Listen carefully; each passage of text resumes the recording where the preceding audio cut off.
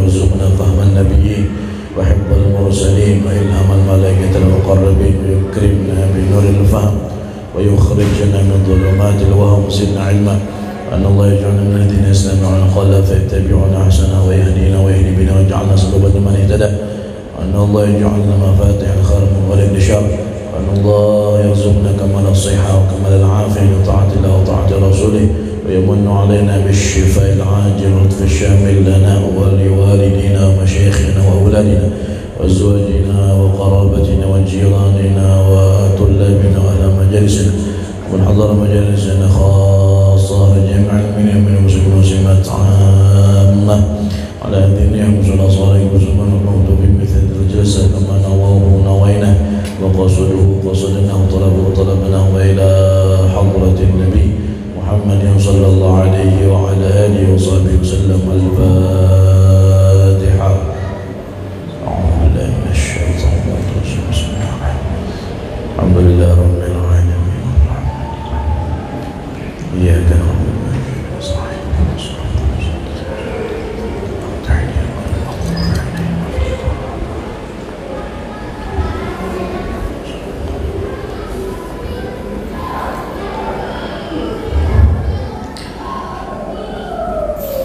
Assalamualaikum warahmatullahi wabarakatuh.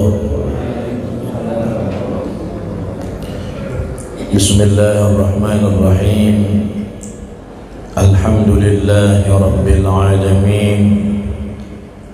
Wa bihi nasta'inu ala umuri dunya waddin. Wa sallallahu wa sallama ala sayyidina Muhammadin wa ala alihi wa sahbihi ajma'in. Subhanaka la ilma lana illa ma 'allamtana innaka antal alimul hakim. Rabbi shrah li sadri wa yassir li amri wahlul 'uqdatam min lisani yafqahu qawli bijahin nabi wa alihi wa sahbihi amma ba'd. Alhamdulillah, puja dan puji syukur kita haturkan kehadrat Allah Subhanahu wa taala atas limpahan nikmat dan karunia dan anugerah yang Allah Subhanahu wa taala limpahkan kepada kita. Allah Subhanahu wa taala curahkan kepada kita. Alhamdulillah, masih Allah takdirkan kita bisa berkumpul bersama-sama di masjid yang mulia ini. Allah berikan kita umur yang panjang dan insyaallah dibarengi dengan sehat wal afiat, sehingga kita bisa bersama-sama duduk lagi berhadir di majlis kita yang mulia ini. Mudah-mudahan Allah Subhanahu wa taala selalu menolong kita. Allah Subhanahu wa taala memberikan kekuatan kepada kita supaya kita bisa menjadi orang-orang yang mau beribadah, menjalankan kewajiban serta ubudiyah kita di hadapan Allah Subhanahu wa taala. Amin ya rabbal alamin. Salawat serta salam kita haturkan kehadirat junjungan kita baginda Nabi kita Nabi besar Muhammad sallallahu alaihi wa ala alihi wasallam, dan juga kepada keluarga Rasulullah, sahabat-sahabat Rasulullah, dan orang-orang yang meladani jalan baginda Nabi besar Muhammad sallallahu alaihi wa ala alihi wasallam sampai hari kiamat nanti. Amin ya rabbal alamin. Hadirin dan hadirat jamaah yang dimuliakan Allah Subhanahu wa taala, di dalam sebuah hadis Rasulullah sallallahu alaihi wasallam beliau bersabda, kata Nabi, thalathun la tuakhiruhunna as-salatu idza atat wal janazatu idza hadarat wal ayyimu idza wajadat kuf'an. Rawahul Hakim. Yang artinya Nabi kita bersabda, 3 hal yang jangan kalian tunda. Ada 3 perkara yang mana bila sampai waktunya maka jangan dinanti-nanti. Artinya jangan ditunda, jangan kena-kena. Kerjakanlah sesegera mungkin 3 perkara ini. Apa saja 3 perkara yang dimaksud Nabi SAW di dalam sabda beliau ini? Yang pertama kata Nabi, as-salatu idza atat, yaitu adalah salat apabila telah sampai waktunya. Salat yang kita diwajibkan oleh Allah Subhanahu wa taala untuk melaksanakan yang 5 waktu dalam sehari semalam ini kan diatur waktunya oleh Allah Subhanahu wa taala. Kata Allah, innas salata kanat 'alal mu'minina kitaban mawquta. Salat itu diwajibkan oleh Allah Subhanahu wa taala dan ada waktunya. Zuhur, asar, maghrib, isya, subuh, ada waktunya. Waktu masuknya dan ada waktu keluarnya. Salat ini apabila sudah sampai waktunya masuk sesuai dengan ketentuan yang disebutkan oleh Nabi SAW dan disampaikan oleh para ulama kita, maka usahakan jangan ditunda-tunda, kerjakan langsung. Karena dikatakan afdalul a'mal, paling afdalnya amal itu adalah as-salatu li waqtiha. Salat di waktunya itu paling afdal amal, sudah paling afdal amal badan maksudnya. Salat di waktunya, bila sudah sampai waktunya, tinggalkan kesibukan kita, kecuali lagi sibuk benar atau mungkin tidak memungkinkan kita untuk mengerjakannya betul-betul di awal waktu, baru diakhirkan sedikit. Tapi kita usahakan kita mengerjakan sholat tadi di awal waktu, secepat mungkin. Pas waktu awal masuk masih sibuk, ya sudah, kada apa-apa, diakhirkan sedikit. Tapi pas sudah ada waktunya bisa, maka segera dikerjakan, diprioritaskan. Yang namanya sholat itu didahulukan dari kepentingan yang lain. Jangan sampai kita tunda, na'udzubillah, apalagi sampai keluar daripada waktunya. Bahaya ini. Orang yang senang menunda sholat sehingga keluar dari waktunya, ada orang gitu. Bila sudah di penghujung waktu hanyarnya sholat, kadang-kadang separuh sholatnya di luar waktu. 2 rakaat masih di waktunya, zuhur misalnya. Pas rakaat yang ketiga keempat sudah adzan asar orang. Atau bahkan mungkin keluar semuanya, sudah waktu asar hanyarnya sembahyang. Ini orang yang model seperti ini Allah ancam di dalam Al-Quran. Apa kata Allah? Fawailul lil musallin alladzina hum an salatihim sahun. Celaka atau neraka wail bagi orang yang salat yang dia tadi kebiasaannya menunda-nunda salat sampai keluar daripada waktunya. Kada boleh, ya. Orang menunda sholat, mengakhirkan sholat sampai keluar daripada waktunya tanpa ada uzur, maka hukumnya berdosa. Kalau ada uzur, kada apa-apa. Apa uzur sholat? Uzur sholat itu 2 aja. Yang pertama tidur, yang kedua lupa. Itu aja. Selain daripada 2 ini, maka orang yang meninggalkan sholat, mengakhirkan sholat sampai keluar daripada waktunya, maka ini hukumnya berdosa. Jadi orang itu kalau mengakhirkan sholat sampai keluar dari waktunya tanpa ada uzur 2 ini, pertamanya berdosa, jelas meninggalkan sholat. Yang kedua, dia wajib mengqadha secepat mungkin. Bilanya nunda-nunda lagi, nambah dosa lagi. Jadi kalau sudahnya ketinggalan, kelewatan, pertama berdosa, yang kedua wajib diqadha sesegera mungkin. Kada boleh kenanya kada bisa. Bilanya menunda, maka nambah dosa lagi. Tapi bila orang meninggalkan sholat sampai keluar waktunya, bukan meninggalkanlah, mengakhirkan. Kalau meninggalkannya kada sembahyang sama sekali. mengakhirkan sampai keluar dari waktunya tapi karena uzur, maka yang pertama dia tidak berdosa, yang kedua dia tidak wajib membayarnya sesegera mungkin, kena-kena ada apa pak istilahnya gitu, tapi lebih cepat lebih baik. Apa saja uzurnya? Dua aja tadi. Uzur sholat tuh cuma tidur dan lupa, dah dua tuh aja. Itu pun ada ketentuannya. Tidur yang seperti apa yang bisa menjadi uzur sholat? Tidur yang bisa menjadi uzur sholat itu adalah tidur yang diawali sebelum masuk waktu sholat. Jadinya gorengnya memang belum masuk waktu sholat. Misalnya goreng lah jam 10 siang, jam 10 siang goreng, kan zuhur belum masuk tuh, belum masuk goreng. Bangun jam 6, ini kada goreng siup ini apa mulai jam 10 sampai jam 6 sore. Seandainya bujur juga nih, bangun jam berapa nih pindah kadap hari karena jam 6, nah zuhurnya lewat, asarnya parak lewat juga.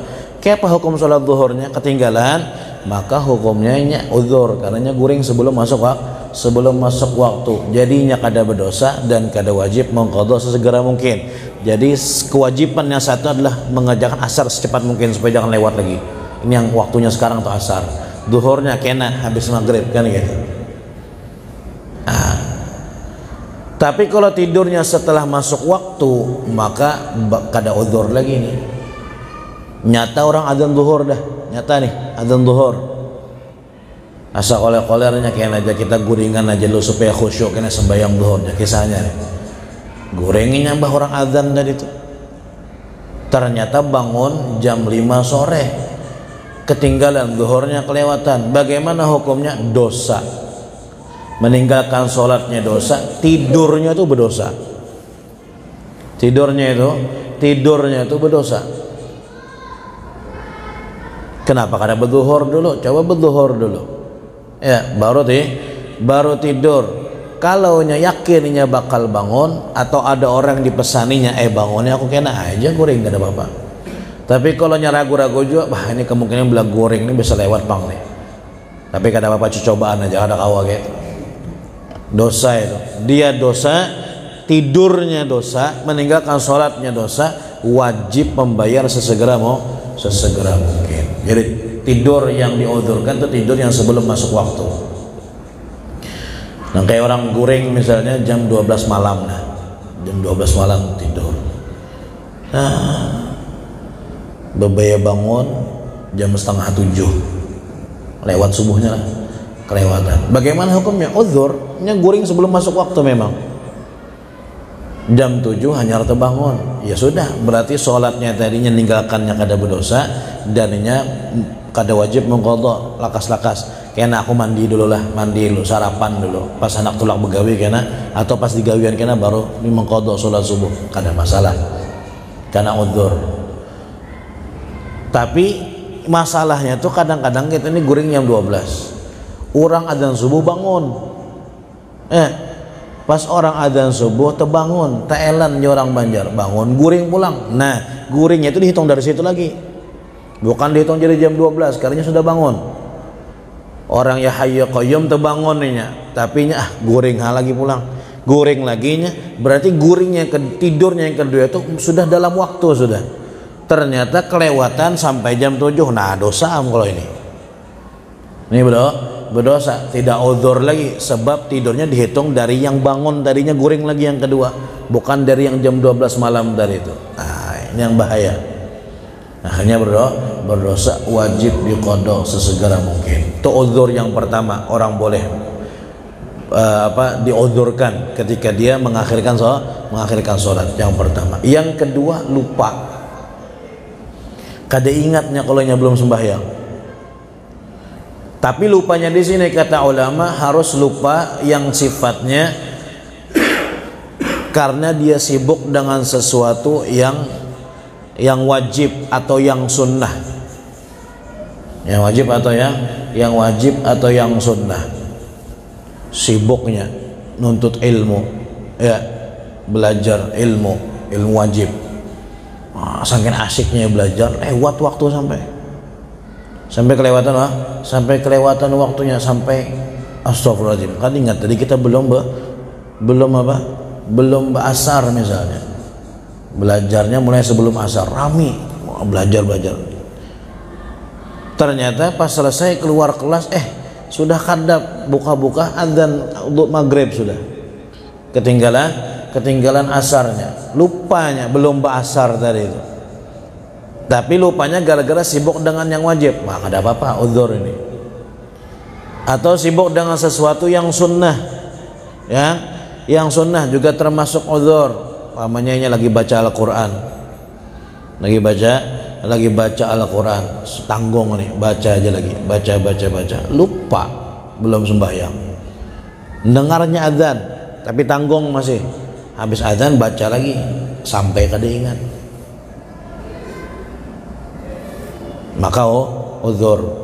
Tapi kalau lupanya gara-gara sesuatu yang makruh, apalagi yang haram, maka ada udzur ini.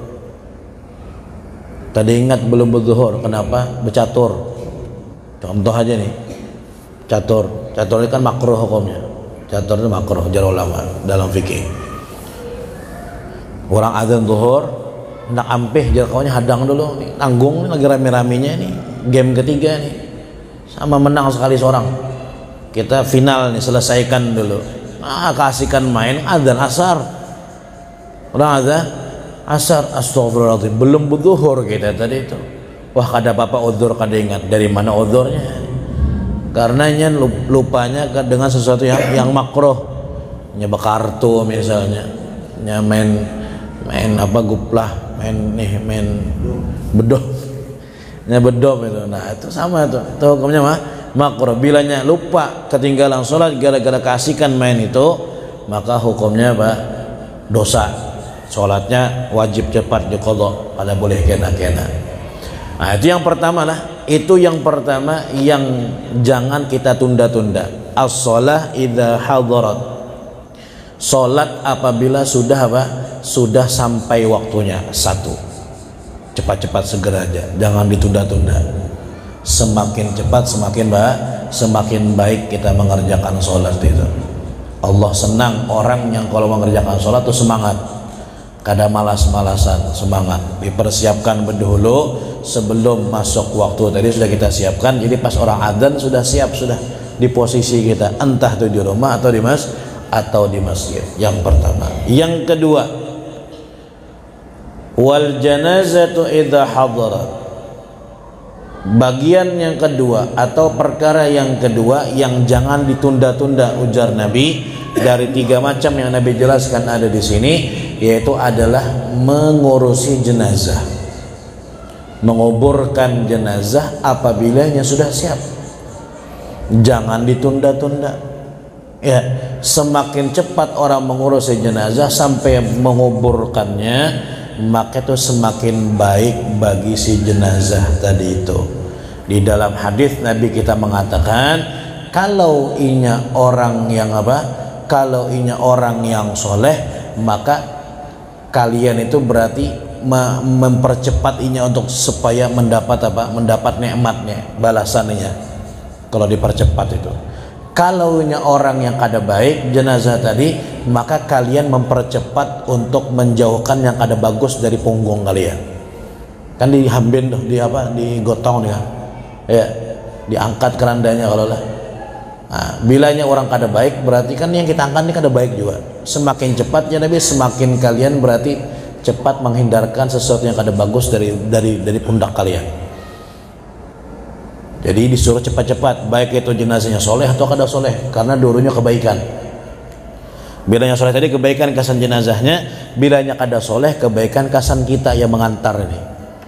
Ya, yang mengantar. Jadi sudahlah, bilanya sudah ada jenazah tadi itu sudah siap semuanya, ada gawi aja. Jangan ditunda-tunda. Kesiannya jenazah itu yang kesian kalau kelawasan. Apalagi sampai 2 hari misalnya, seharian, meninggalnya malam jam 8 malam misalnya, dikuburkannya mbah asar esok, wah lawas bujur itu kelawasan. Bagaimana kalaunya menunggu seseorang keluarganya Maka di dalam fikih disebutkan jenazah itu boleh ditunda menunggu seseorang, ya walaupun itu lain keluarga, boleh, asal orang yang ditunggu tadi orang yang bakal menanggung utangnya. Pamannya ini kawannya kah, atau saudaranya, atau pemarinanya, atau siapa, telepon, jangan dikubur lu, saya pengen ngelihat jenazahnya. Takuni pian kah nanggung utangnya, saya yang nanggung, tunggui biar 2 hari ada apa-apa itu, karena penting. Tapi kalau sekedar hendak melihat aja, hendak menangis di hadapan jenazah itu aja, kasan apa ditunggui? Kada memberi manfaat kasan jenazah, yang ada menambah beban berat aja kasan jenazah tadi itu. Jadi kalau kita belajar fikih, kada boleh menunda orang jenazah itu untuk dikuburkan kalau menunggu orang yang bukan ingin menanggung utang piutangnya. Bilanya orang tadi mau siap, inya yang menanggung utang piutangnya, tunggui bahasanya biar 3 hari 4 hari tidak apa-apa. Kalau memang mampu menjaga jenazah tadi kan sampai berubah gitu. Nah kalau berubah ya ada boleh juga. Tapi kalau sehari 2 hari masih bisa nih diapai kasih supaya kada berubah, tunggui aku misalnya dari luar negerinya. Pokoknya utangnya itu aku yang menjamin, beratan tenang aja Bu Hanika, saya yang bayar semuanya. Ditunggu ini harus, karena perkara utang piutang ini berat urusannya bagi jenazah ini, ya susah. Ujar Nabi dalam hadis, yughfaru lisyahid kullu dzambin illa ad-dain. Orang yang mati syahid di medan perang itu semua dosanya diampuni oleh Allah, mau dosa sebesar apa aja. Seandainya nih orang tuh pezina, makan riba misalnya nih, membunuh orang, segala macam dosa digawinya, tapi kebetulan ini opat perang membela Islam dan ikhlas lillahi ta'ala, mati syahid, habis dihapus semua itu, kada bersisa. Yughfaru lisyahid kullu dzambin, diampuni bagi orang mati syahid semua dosa, illa den, kecuali utang, yang kada ada urusan ini. Sebesar-besarnya dosa diampuni, tapi kalau utang piutang kada kawa dulu nasakan, walaupun yang mati syahid ke apa kan, kada bisa, utang tetap bertinggal, tetap ada. Nah ini ngalihnya urusan utang piutang ini. Makanya kalau seandainya ada orang yang meninggal dunia kemudian ada utang piutang dengan pian, pas lagi dia dikuburkan tuh pian ikhlaskan aja dulu sementara, diikhlaskan. Omongan dengan ahli warisnya adalah ini ada utang dengan aku sekian. Oh nggih, ini utang ini kau pindah ke ikam lah, kau ikhlaskan orang ini, bahasa gitu. Jadi walaupun belum bayar masih enak-enak bayarnya, tapi ini sudah lepas tanggungannya sejenazahnya, kesian. Jadi sudahlah kau ikhlaskan lah, jadi hitungannya kamu utang dengan aku. Nggih, ulun yang utang dengan pian. Nah, ikhlaskan sejenazah ini supaya nyamannya dalam kubur. Kesian kalau ada orang meninggal dunia masih membawa. Kalau pian hebat lagi, pian ikhlaskan seberataan, lebih hebat lagi itu, lebih mantap lagi. Kawa Jepang untuk 5.000 aja utangnya biasanya, mau sampai itu 3 juta 4 juta itu berat juga urusannya. Seandainya mampu, lebih hebat lagi pian. Allah cinta, Nabi senang dengan pian karena membebaskan beban seseorang di alam akhiratnya, kalau memang bisa ikhlas seperti itu. Jadi diikhlaskan dulu. Kalau kadang ngalih, kesian nih ya. Ada seorang sahabat Nabi meninggal dunia. Nabi itu kalau ada sahabat meninggal, dihabarkan kepada Sidin disembahyangkannya berbila jam sekian ya Rasulullah. Nabi bertakon dulu, ada utangnya kah? Itu di awal-awal Islam lah. Nabi tanya dulu, awal-awal Islam, duit orang belum banyak lagi, duit Baitul Mal. Ketika sudah Islam jaya, ada uang Baitul Mal atau basnas kayak kita wahini itu bila ada yang meninggal sahabat yang masih ada utang, diambil situ, dibayarkan utang, dibayarkan ya ke utang. Tapi awal-awal Islam belum kaya lagi umat Islam ini, belum ada duit itu, duit kas itu udah ada istilahnya. Jadi Nabi tanya dulu, ada utangnya kah orang nih? Bila jar sahabat kedada ya Rasulullah, baru Nabi nyembahyangkan. Tapi kalau jar sahabat ada utangnya ya Rasulullah, maka jar Nabi sallu ala sahibikum, sembahyangkan bubuhan kalian, aku kada umpat. Nabi tidak ikut nyolatkan. Pernah suatu momen ada seseorang meninggal dunia sahabat Nabi. Ujar Nabi, ada utangnya kah? Ada ya Rasulullah, 4 dirham atau 4 dinar. Ujar Nabi, sholatkan aja, saya tidak ikut. Kemudian ada salah seorang sahabat nih yang kada purun, kesian nih, jenazah nih amun kada disembahyangkan oleh Nabi. Akhirnya angkat tangan, ya Rasulullah, ulun yang membayari utangnya kena, ulun yang jamin, yang penting pengen sembahyangkan lu orang nih, habisnya membayari langsung. Janjilah jar Nabi, inggih, siap ulun yang menanggungnya. Akhirnya disolatkan oleh Nabi jenazah sahabat itu, disolatkan.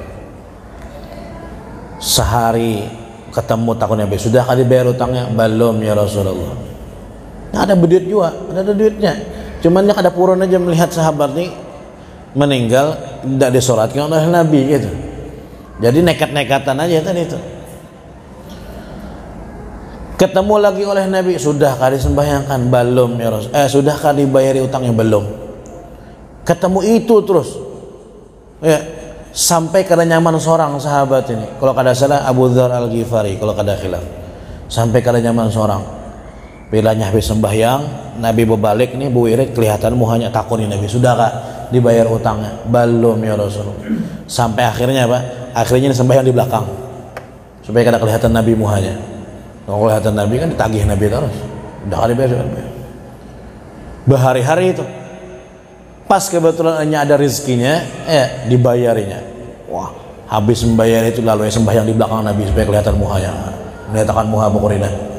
Ya sudah bayar utangnya sudah. Tapi pas Nabi berbalik melihat wajahnya, ujar Nabi, sudah kah utangnya dibayar? Sudah ya Rasulullah, ulun bayar utangnya. Ujar Nabi, al-an baroda jismuh, sekarang jasidin baru dingin jasadnya. Sebelum kamu bayar tadi panasnya di dalam kubur itu. Nah, pas sudah kamu bayar, jadi Nabi, al-an, sekarang nih baru dingin jasadnya di dalam kubur itu. Ya Allah. Nah, jadi penting sangat, makanya boleh ditunggui. Kalau tadinya siap membayar utang, tunggui, kada apa-apa. Tapi kalau kada, sekedar melihat saja, sekedar hendak menatap aja atau menangis saja di hadapan jenazah tadi, maka pian berpurun aja, bapak dah kami kuburkan aja lah, kasihan juga, ini kesan kebaikan ya. Kalau pian sayang dengan jenazah ini, kita kuburkan aja ini aja. Karena pian hendak sembahyang jenazah dikubur aja, kan boleh sembahyang jenazah dikubur kan ya. Kita terlambat misalnya, sudah orang tuntung dan sembahyang jenazah, tuntung sudah orang menguburkan, kita kada sempat, maka selesai orang menguburkan, orang bolehkan pengen sembahyang jenazah dikubur, kada apa-apa, boleh ya, sudah dikubur kada masalah. Sholat jenazah dikubur hukumnya boleh. Bahkan jangankan yang hanya meninggal, yang sudah berapa tahun yang lalu meninggal pian belum sempat menyolatkan, masih boleh pian sholatkan jenazah. Allah, berapa tahun sudah nih misalnya meninggalnya,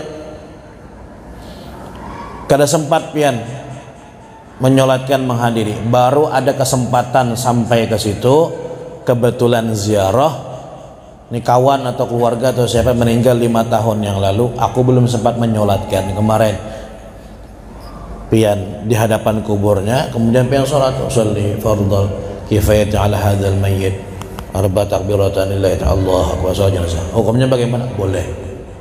Syaratnya satu aja. Apa syaratnya?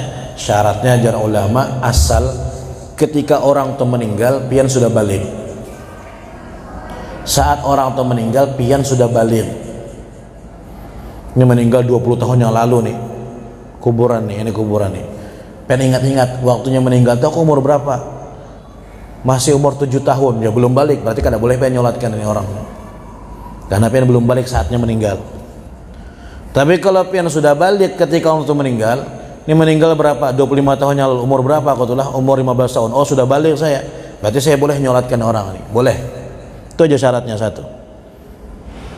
Saat dia meninggal dunia, pian sudah umur balik pada saat itu.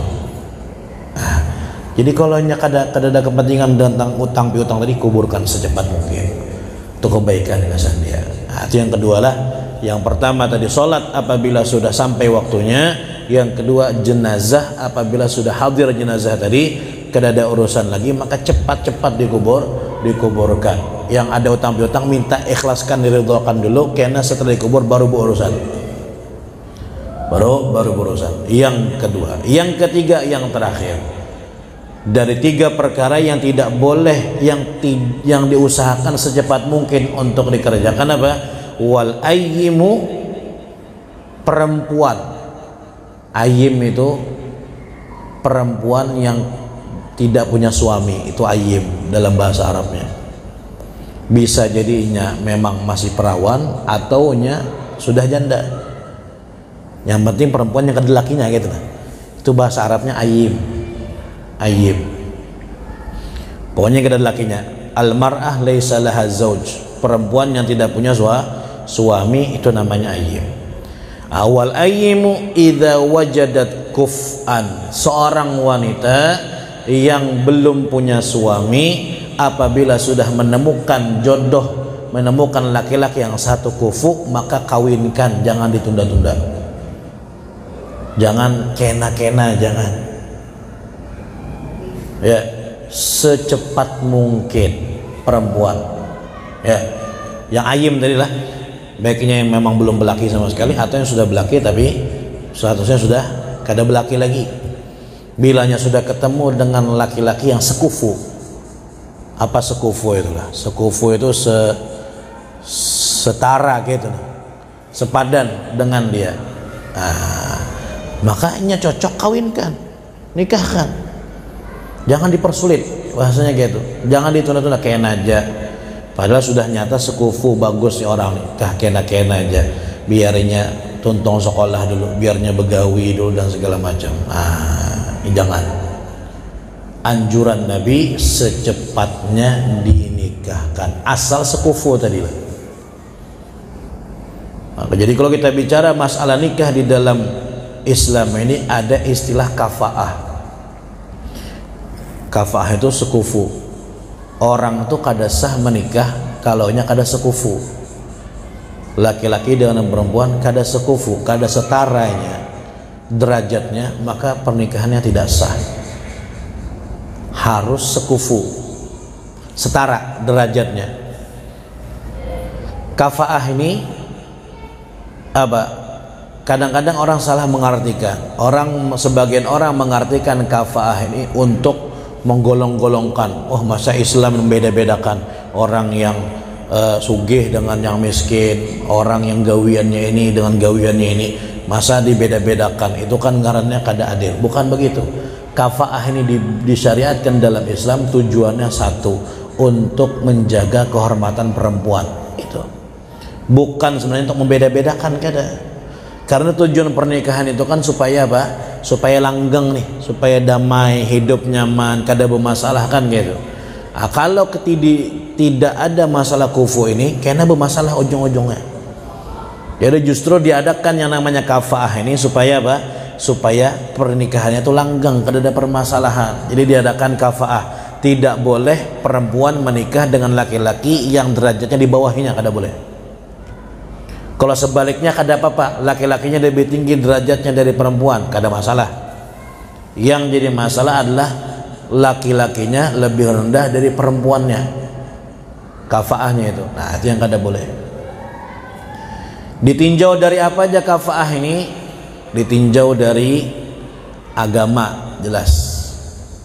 Itu yang pertama, agama. Perempuan yang solehah kada sekufu dengan laki-laki pemabuk.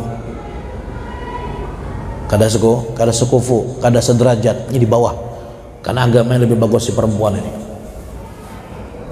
Kada sekufu, kada boleh. Atau misalnya perempuannya ini ahli sunnah wal jamaah, laki-lakinya ahlul bid'ah, tidak bisa. Kada sekufu juga, kada boleh. Lah perempuannya ahli sunnah, laki-lakinya di luar daripada ahli sunnah, kada boleh. Itu agama lah, apalagi beda agama maginnya. Perempuannya muslim, laki-lakinya kada muslim, ditambah lagi, kada ada jalannya ini. Tidak ada jalannya. Itu satu, agama. Yang kedua, nasab. Yang jadi pandangan di dalam kufu ini juga dari segi nasab. Orang yang nasabnya tinggi, perempuan yang nasabnya tinggi tidak bisa menikah dengan laki-laki yang nasabnya di bawahnya, di bawah nih, di bawah dia, tidak boleh. Dan kalau kita berbicara nasab, itu yang paling tinggi nasab adalah orang-orang yang mereka nasabnya bersambung kepada Bani Hashim dan Bani Muttalib. Itu paling tinggi dah. Bani Hashim dan Bani Muttalib itu keluarga Nabi, itu nasab paling tinggi, derajat nasab paling tinggi. Tidak ada yang di atas mereka. Makanya perempuan mereka itu harus nikah dengan sesamainya gitu. Karena selain mereka pasti di bawah jatuhnya derajat nasabnya. Jadi kalau mereka perempuan yang nasabnya dari Bani Hashim dan Bani Muttalib, mau kada mau harus dengan laki-laki yang Bani Hashim Bani Muttalib juga. Karena tidak ada yang di atas mereka lagi. Mereka paling tinggi. Selain mereka berarti di bawah. Ya jelas kada bisa. Kada bisa. Itu paling tinggi. Bani Hashim dan Bani Muttalib. Kemudian yang kedua, orang-orang Quraisy secara umum selain Bani Hashim dan Bani Muttalib. Yang ketiga, orang Arab secara umum. Orang Arab secara umum. Kemudian derajat yang selanjutnya ya kita ini orang yang non Arab, bukan orang Arab. Jadi kalau ada laki-laki orang sini nih, orang Danau Maninjau nih misalnya, kawin dengan binian Arab misalnya nih, orang Saudi sana, itu kada sekufu itu. Karena tingginya nasabnya daripada si laki-lakinya tadi itu. Tidak sekufu, tidak boleh. Jadi segi nasab pun dihitung. Kemudian yang ketiga tadi agama, kemudian yang kedua nasab, yang ketiga pekerjaan. Pekerjaan dipandang.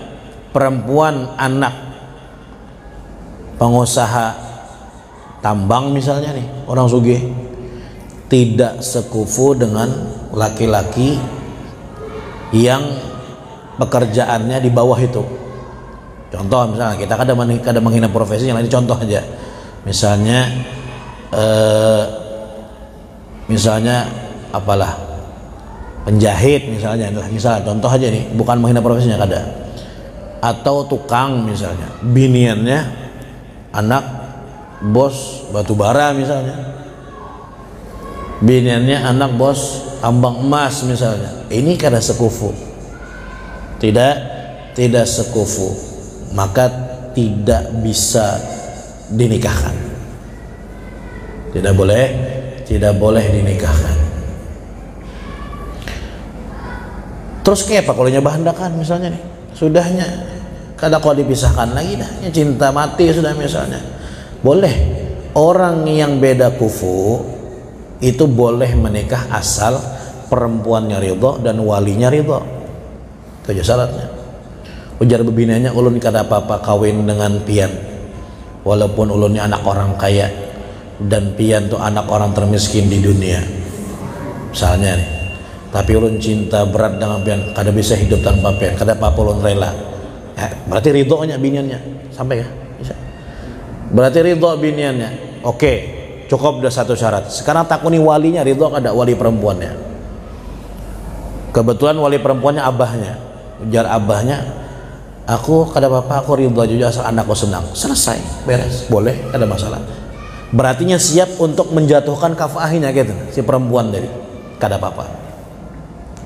Syaratnya tadi si perempuan ridho dan walinya ridho. Sekarang walinya dilihat, oh abahnya, oh kada apa-apa, nyaman satu orang aja. Oh kebetulan abahnya meninggal, ada kainya, nyaman masih satu orang. Abahnya kedada, kainya kedada, maka walinya perempuan pindah ke siapa? Ding sanaknya. Ding sanaknya bersepuluh misalnya laki-laki. Mau kada mau ke sepuluhnya harus ridho. Bila salah satu kada bisa. Pokoknya siapa walinya yang menikahkan pada saat itu harus ridho.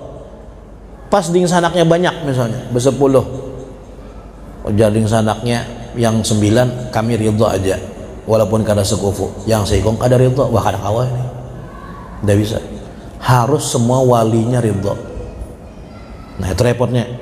Bilanya masih abah nyaman sorangan aja, walaupun di sana kada setuju, ada urusan. Abah ini paling kuatnya wali sudah, walaupunnya sorangan. Kai kayak itu juga sorangan aja, ada repot. Nah yang ding sanak ini yang agak ngalih. Untung kalau disang sikung aja ya nyaman aja juga. Pas kebetulan di sanaknya satu. Kalau tidak ada saudara laki-laki, berarti siapa yang menikahkan? Si perempuan, pamannya, mamarinanya. Ada seikung, gak nyaman juga yang diatur. Pas 10 besi paman, ada salah satu tidak ridho, maka ada kawin juga. Jadi kayak pacarnya supaya ridho si paman, gitulah intinya. Jadi kalau ada orang yang beda kafaah, kada sekufu, boleh tetap menikah, kada masalah, asal ridho si perempuannya, siapnya untuk dijatuhkan kafaahnya, dan walinya juga ridho untuk dijatuhkan kafaahnya. Nikah aja, kada apa-apa, kada masalah, kada masalah. Nah, jadi yang ketiga, wal aimu idza wajadat kuf'an, seorang perempuan apabila sudah mendapatkan laki-laki yang sekufu, kawinkan, jangan dipersulit, kesianinya. Apalaginya cinta dengan laki yang tadi itu, nah kesian, dipisahkan belum. Kalau dia sekufu kada apa-apa, jalankan aja. Yang penting istikharahnya bagus, ya sudah. Siapa kemampuan nikah mesti ini aja ulun, ya sudah. Itu ya berarti gabin aja, bahasanya gitu kan ya. Kalau tapi banyak repot. Abrokuhunna, jar Nabi paling berkahnya itu perempuan, paling murah maharnya. Cuman perlu juga biaya kawin inilah, perlu juga nukar bawang, nukar daging segala macam tuh perlu juga. Tapi kada wajib, cuman perlu juga. Ya, perlu. Jadi ada dipersiapkan juga kasan itu semuanya. Kalau memang ada, kalau nyak ada ya ada apa-apa. Asal orang-orang tahu aja datangan orang. Bari gabin seorang misalnya udah cukup aja. Yang penting orang tahu sudah menikah kan gitu. Saksinya ada. Wallahu alam bisawab. Mudah-mudahan Allah Subhanahu wa taala memberikan kita keberkahan dunia dan akhirat, dan mudah-mudahan Allah Subhanahu wa taala mudahkan jalan kita untuk bisa istiqamah di dalam beramal soleh, istiqamah dalam meninggalkan perbuatan maksiat kepada Allah Subhanahu wa taala. Dan kita berdoa mudah-mudahan kita semuanya diberikan panjang umur, sehat walafiat sampai kepada bulan Dzulhijjah pada tahun ini. Kembali lagi kita ketemu dengan tanggal 1 sampai 10 Dzulhijjah yang dikatakan 10 hari yang paling afdal selama 1 tahun waktu yang kita lalui. Mudah-mudahan kita sampai lagi pada 10 hari yang mulia tersebut, dan mudah-mudahan Allah murahkan rezeki kita, Allah berikan rezeki yang banyak, yang melimpah, supaya kita tahun ini berataan bisa melaksanakan ibadah kurban. Amin ya rabbal alamin. Ala hadhihi niyyah sallallahu ila hadratin Nabi Muhammad sallallahu alaihi wasallam. Al-Fatihah. Alhamdulillah rabbil alamin. Ar-Rahman maliki yaumiddin. Iyyaka na'budu wa iyyaka nasta'in. Bismillahirrahmanirrahim. Rabbil alamin wassalatu wassalamu ala asyrafil anbiya'i wal mursalin sayyidina maulana Muhammadin wa ala alihi washabihi ajma'in. Allahumma iftah 'alaina futuhal 'arifin faqihna fid din وعلمنا تأويل الناس وسبيل واجعلنا معلما عملنا صراطك المستقيم. اللهم أكرمنا بنور الفهم وأخرجنا من ظلمات الوهم زدنا علما. ربنا آتنا في الدنيا حسنة في الآخرة حسنة وقنا عذاب النار. وصلى الله على سيدنا محمد وعلى آله وصحبه وسلم. بفضل سبحان ربك رب العزة عما يصفون سلام على المرسلين والحمد لله رب العالمين. Ini dari ulun kurang lebih minta maaf salah-salah kata, minta halal dari Allah. Assalamualaikum warahmatullahi wabarakatuh.